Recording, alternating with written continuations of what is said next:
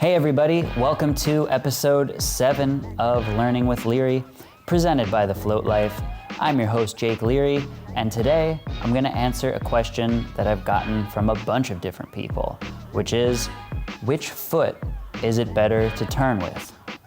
Well, first, it's really important to keep in mind that when you're riding at speed, just moving your feet is not going to be an effective way to turn compared with using your entire body. There are a few situations where one foot is going to be much more effective than the other at turning, but that doesn't mean that you need to focus on one foot like you do in some of the classic board sports. A snowboard is flexible, so if you turn with your rear foot, you'll flex the rear of the snowboard relative to the front. And this is one reason why it's important to know which foot to use in order to turn a snowboard effectively. A one-wheel deck is totally rigid though, so any change you make to the tilt of the board will affect the entire board equally. On a skateboard, the deck is also rigid, but you have two axles, so you have a lot more freedom to use your feet independently. I don't have any surfing experience, but I Googled which foot do you use to turn in surfing, and the first result said that your front foot is your steering foot, but also on the first page of the results was an article that said you only use your back foot to steer. So I have a feeling that the real answer in surfing and in one-wheeling is that it depends on your body position and your body.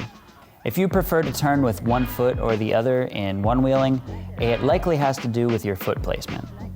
Whichever foot has more weight on it will be more effective at turning, because you turn by driving weight down into your toes or your heels, and the more weight you can push down, the sharper you can turn.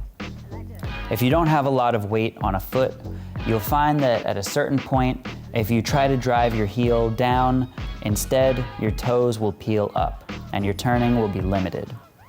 If you remember one thing from this video, remember that if you have one foot closer to the tire than the other, that closer foot will take more weight.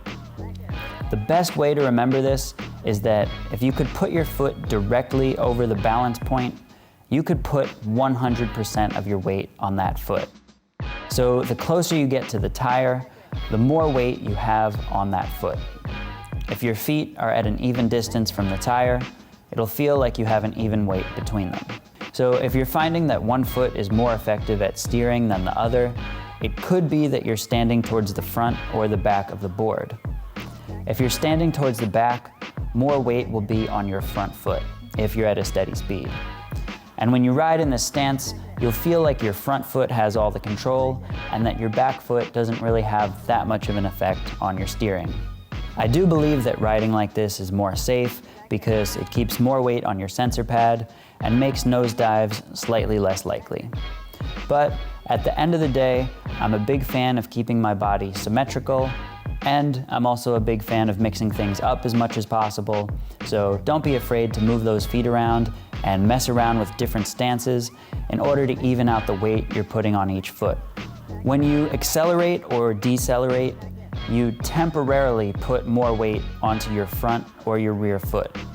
So in that moment when you push down on the tail to brake, you'll feel that your back foot now has more weight than the front. And when you're accelerating away, you'll feel like your front foot has more weight on it and more of an effect on your turning.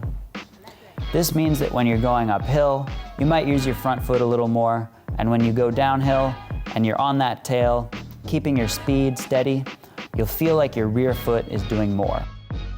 However, just because you're jamming on the tail to brake doesn't mean you should focus on turning with your rear foot. You should still focus on getting your body weight over the side that you want to turn towards.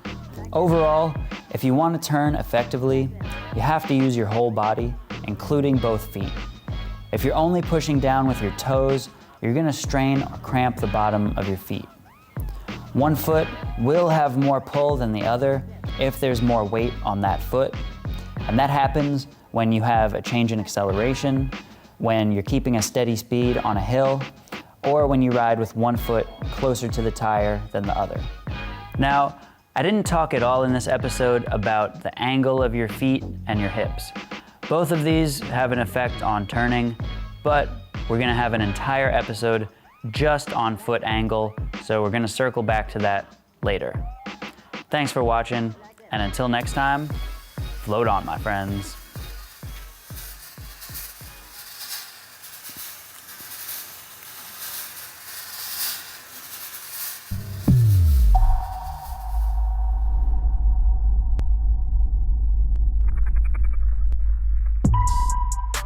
You stoked to go ride?